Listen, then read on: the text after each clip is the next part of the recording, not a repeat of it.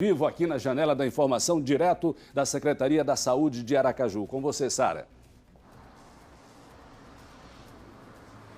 Pois é, Ricardo. Infelizmente, a gente acompanhou esse caso no sábado e ontem aconteceu novamente desses pacientes, graves, ficarem dentro das ambulâncias do SAMU aguardando por um leito, por uma vaga.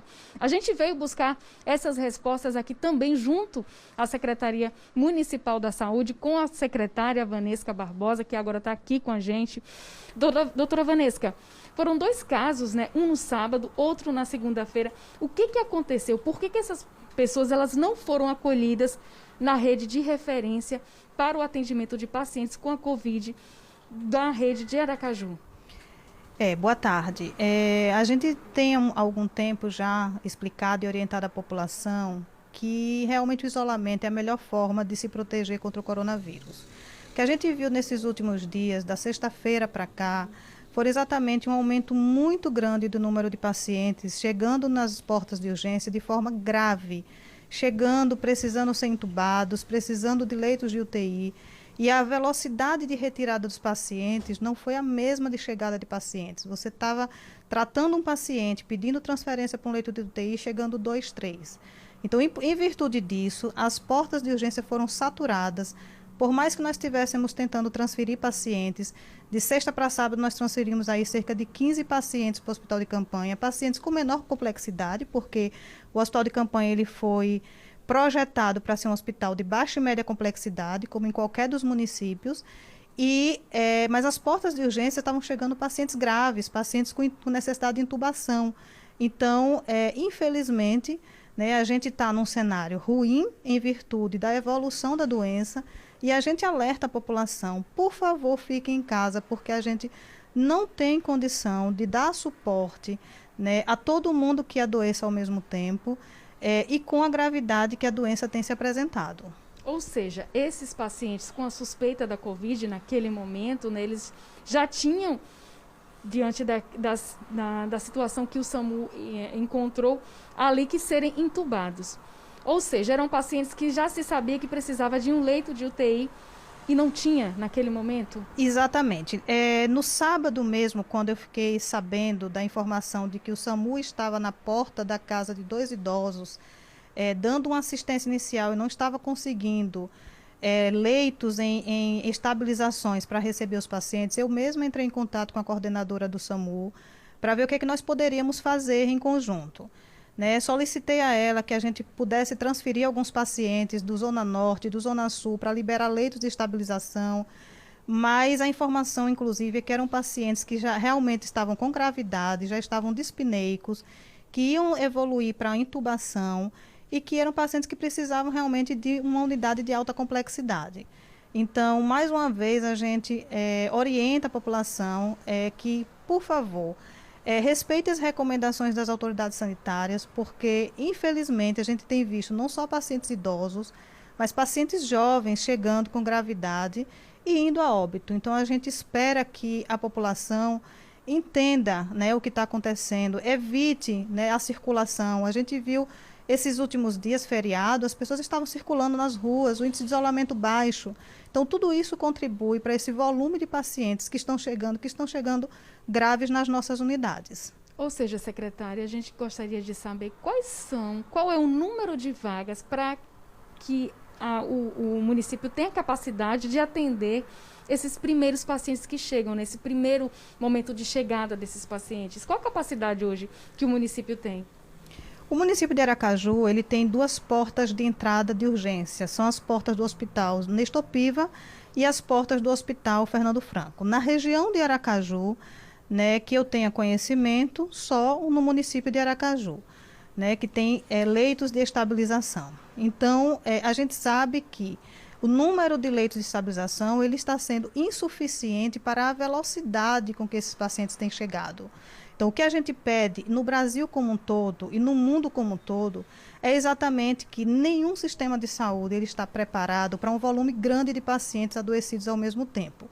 E principalmente pacientes com gravidade que como elas têm se apresentado. Então, a gente pede que as pessoas fiquem em casa, que as pessoas evitem estar circulando, exatamente para que os sistemas de saúde consigam atender a quem tiver necessidade.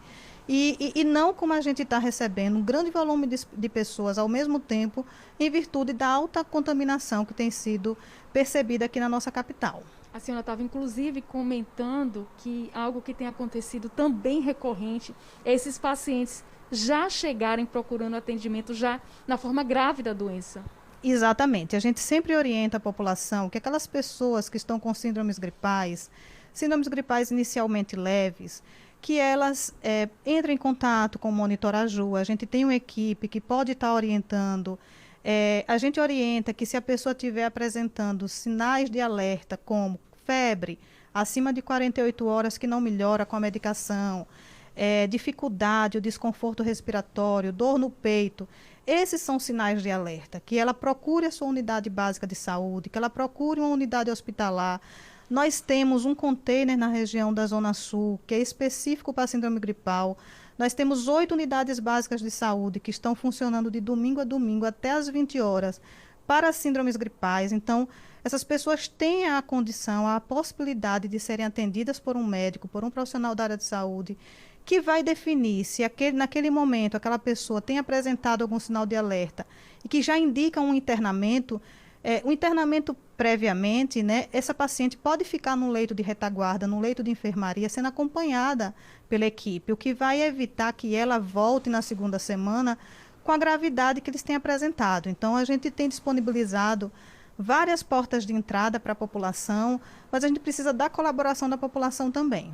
Secretária, o hospital de campanha, ele está cumprindo o papel para que ele foi concebido? Sim, o hospital de campanha ele foi um hospital projetado para ser de média e baixa complexidade, como todos os hospitais de campanha que estão sendo feitos aqui no estado. Né?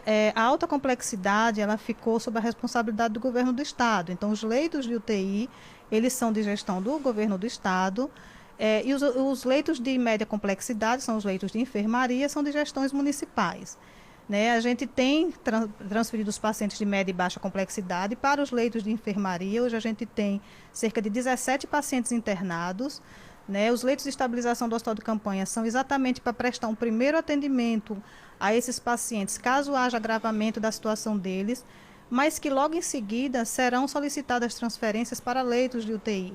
Porque o paciente grave ele precisa de um leito de UTI com abordagem específica, com especialistas para darem atenção e apoio a esse paciente. Não é um leito de estabilização. Leito de estabilização, como o nome mesmo já diz, é para estabilizar o paciente e que ele depois seja transferido para um leito de maior complexidade. Secretária, para a gente concluir, como é que está a taxa de ocupação hoje desses leitos de UTI e também de enfermaria? Os leitos de UTI hoje estão na faixa de 85% a 86% com taxa de ocupação. Os leitos de enfermaria nós temos aí cerca de 40% de ocupação. Então, o que a gente percebe realmente é a chegada de pacientes com necessidade de leito de UTI. Então, a doença tem se apresentado de uma forma realmente mais grave, não só em pacientes idosos, mas a gente tem visto muitos pacientes jovens e pacientes, inclusive, sem comorbidades. Por isso que não há como ninguém saber como a doença vai se comportar em cada pessoa e é por isso que fico alerta para que toda a população entenda que nesse momento é momento de se isolar, é momento de ficar em casa, é momento de bloquear essa taxa de transmissão, essa taxa de contágio. Secretária, muito obrigada pelos esclarecimentos. Ricardo, é com você aí no estúdio. Muito obrigado, Sara. Obrigado à secretária da Saúde de Aracaju pela participação ao vivo, agora 12h22. Então, fica evidente aí, não precisa ser matemático nem expert em administração. Neste momento, os prefeitos e o governo do estado devem pegar a verba que está recebendo do governo federal para fazerem leitos de UTI. Simples. Toda essa verba que está chegando aí, porque o que estamos percebendo que a maior necessidade está em alta complexidade. Já que a baixa complexidade está tranquilo, segundo a secretária, neste momento. Então, todo esse dinheiro aí que está chegando, por favor, vamos focar. Estamos há 70 dias já em isolamento. Grande parte da população está em isolamento. Só está saindo aquelas pessoas que não estão conseguindo mais ficar em casa por falta de dinheiro ou de comida. Aqueles que estão saindo para brincar, a gente está denunciando. E a gente vai continuar denunciando aqui na TV Atalaia.